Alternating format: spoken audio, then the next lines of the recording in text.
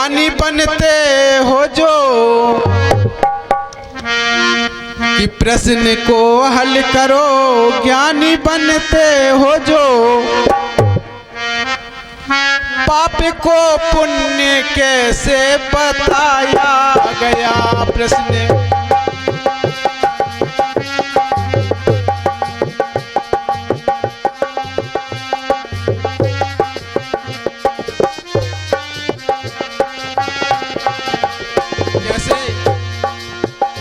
पास अनसुईया के तीनों देवता गए, पास अनसुईया के तीनों देवता गए। नग्न हो करके भोजन तो ये कह रहे, नग्न हो करके भोजन तो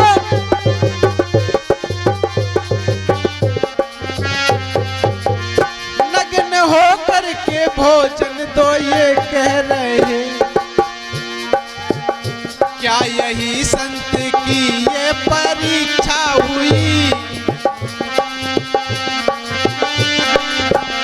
क्या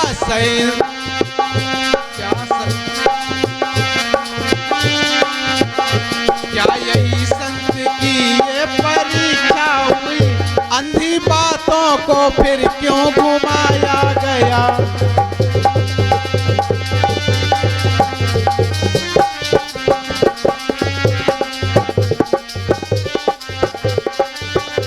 बताया है कि अनसुईया के पास तीनों देवता गए थे, ब्रह्मा विष्णु और महेश, और जाकर के कहने लगे, हे माते मैं कई रोज से भूखा हूँ, मुझे भोजन दो। और जब भोजन के लिए तैयार हो गई अनसुईया तो कहने लगे कि हम ऐसे भोजन नहीं करेंगे, हमें निर्वस्त्र होकर भोजन कराओ। ये भाई कौन सी परीक्षा है। फिर नार गौतम ऋषि की अहिल्या हुई, इंद्र ने घर में जाकर रमण कर लिया। यहाँ बहुत समझने की बात है, बिल्कुल ध्यान देना है। नार गौतम ऋषि की अहिल्या हुई,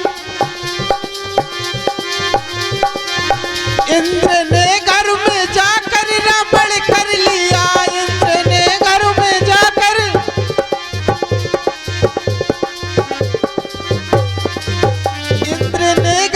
जाकर रमण कर लिया।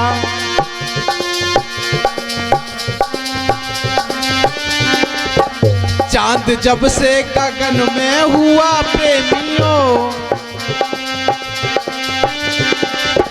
चांद जब से गगन में हुआ प्रेमियों, कैसे मुर्गा बना कर बुलाया गया। बताया कि चांद मुर्गा बनकर आया था। ये अपना प्रमाण दे रहे हैं कि चांद मुर्गा बनकर आया था। और चांद गगन में जब से आकाश में गया है तब से नीचे आया है। और चांद की उत्पत्ति कहाँ से हुई है ये पता है। ये चांद की उत्पत्ति जहाँ प्रशांत महासागर है, ये उसी जिस गर्त में पानी भरा है उसी गर्त का ये टुकड़ा है जो आकर्षण शक्ति से टूट के और अपनी धुरी पर चला गया। ये वहाँ प्रशांत महासागर बना है और जब से ये अपनी धुरी पर गया है नीचे नहीं आया। उन्होंने यहाँ तक लिख डाला। क्यों लिख डाला? पढ़े लिखे थे नहीं, वो जानते थे कि इन्हें चाहे जैसा बता दो मानेंगे ये। चांद जब से गगन में हुआ प्रेमियों, कैसे मुर्गा बना कर बुलाया गया। प्रश्न को हल करो।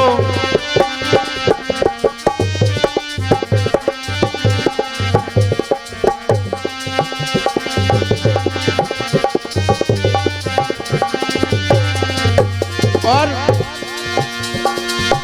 जिसके सारे बदन से रमणी हो गया, क्यों ना पाई समझ कौन छल कर गया। क्यों ना पाई समझ कौन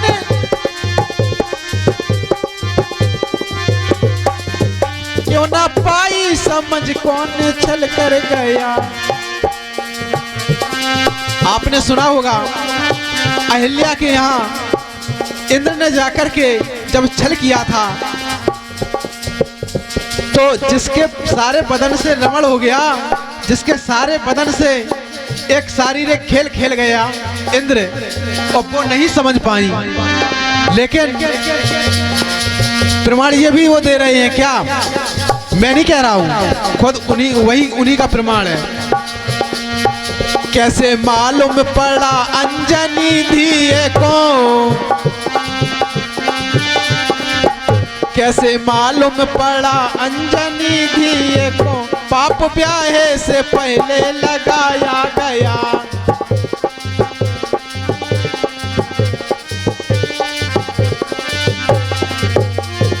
जब अत्र मुनि ने आकर के गौतम ऋषि ने आकर के जब देखा तो ये भी सुना होगा कि उन्होंने चंद्रमा को पकड़ लिया था और जो भीगी हुई जो धोती थी वो उस चंद्रमा के मारी वो सीधा आकाश में चला गया, और जो दाग धब्बे दिखाई देते हैं वो उसी धोती के हैं। साथियों, ये दाग धब्बे उस धोती के नहीं हैं। चंद्रमा पर बड़े बड़े पहाड़ और गड्ढे हैं, वो धब्बे दिखाई देते हैं, लेकिन बेवकूफ बनाया, और बेवकूफ बनाने की भी हद होती है। और जब उन्होंने पूछा कि कौन आया था तो अहिल्या ने नहीं बता पाया, लेकिन अंजनी ने कैसे बता दिया कि इंद्र आए थे। छुपे भेष में जब आए तो अंजनी को कैसे पता लग गया कि इंद्र ही आए थे। प्रश्न तो यहां उलझा हुआ है। जिसके सारे बदन से रमण हो गया, क्यों ना पाई समझ कौन छल कर गया, क्यों ना पाई समझ कौन,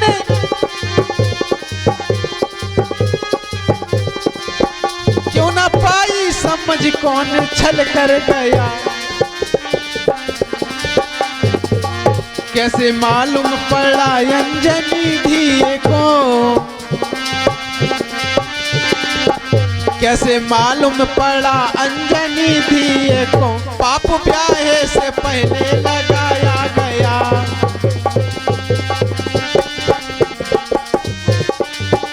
जब गौतम ऋषि की बिटिया ने बता दिया कि इंद्र आया था, और जब गौतम ऋषि को पता लगा कि इंद्र यहाँ आया हुआ था, तो अहिल्या ने अपनी खुद पुत्री को श्राप दिया था। ये प्रमाण है उनके में, वही प्रमाण दे रहे हैं। श्राप क्या दिया कि मुझे तो ब्याहे पे पाप लगा, लेकिन तुझे कुंवारे पे पाप लगेगा। ये शब्द है, उन्हीं की लेखनी है। तो आप समझो, जब वो नहीं समझ पाई तो लड़की ने कैसे जाना। प्रश्न को हल करो, ज्ञानी बनते हो जो,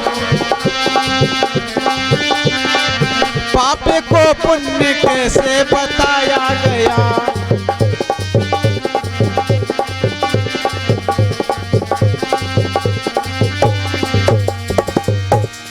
और एक बात आई,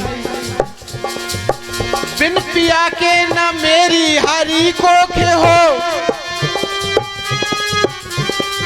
प्राण वापस करो बोली यमराज से, प्राण वापस करो बोली,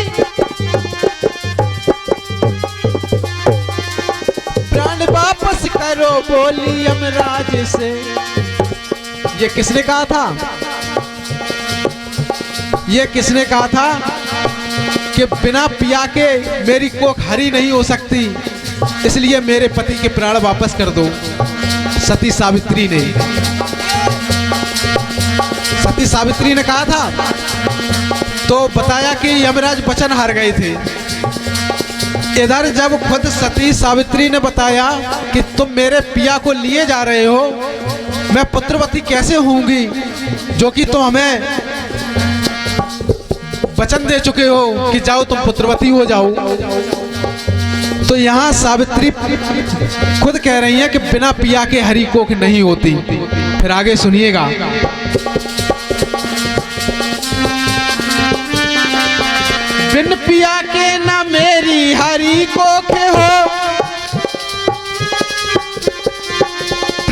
वापस करो बोली यमराज से, प्राण वापस करो बोली, प्राण वापस करो बोली यमराज से।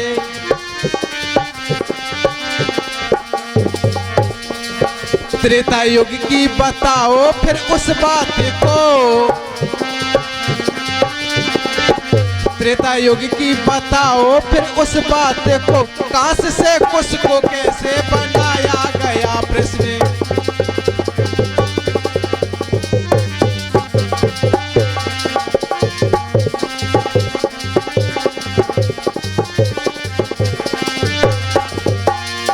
इधर सती सावित्री ने साबित कर दिया कि बिना पिया के हरी कोख नहीं होगी।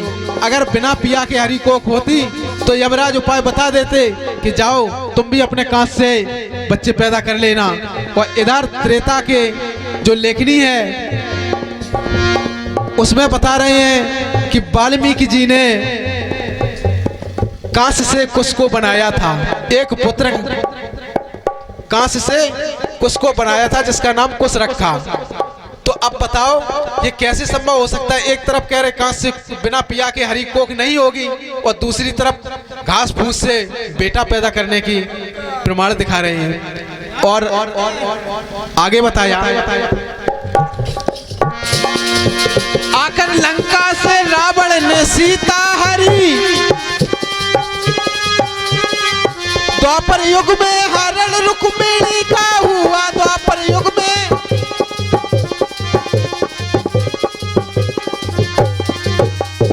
अब ये बात आ जाती है कि लंका में रावण ने सीता को छला, और जब रुक्मिणी की बात आती है तो कहते हैं कि रुक्मिणी तो राजी थी। जब रुक्मिणी राजी थी तो सीता का राजी नहीं थी। वो अगर राजी नहीं थी तो रावण की हस्ती क्या थी जो ले गया रावण को? रावण जब ले गया तो रावण इसलिए ले गया कि सीता को सत्यता से परिचित कराना था कि रावण अत्याचारी है या नहीं। आकर लंका से रावण ने सीता हरी,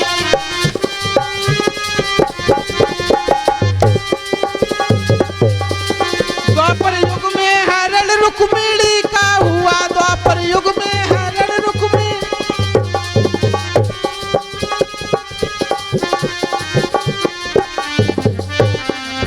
दोषी दोनों बराबर के थे साथियों,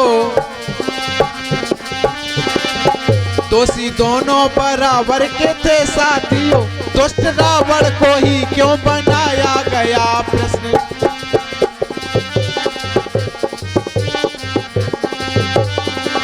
प्रश्न को हल करो ज्ञानी बनते हो जो, पाप को पुण्य कैसे बताया गया। प्रश्न को हल करो।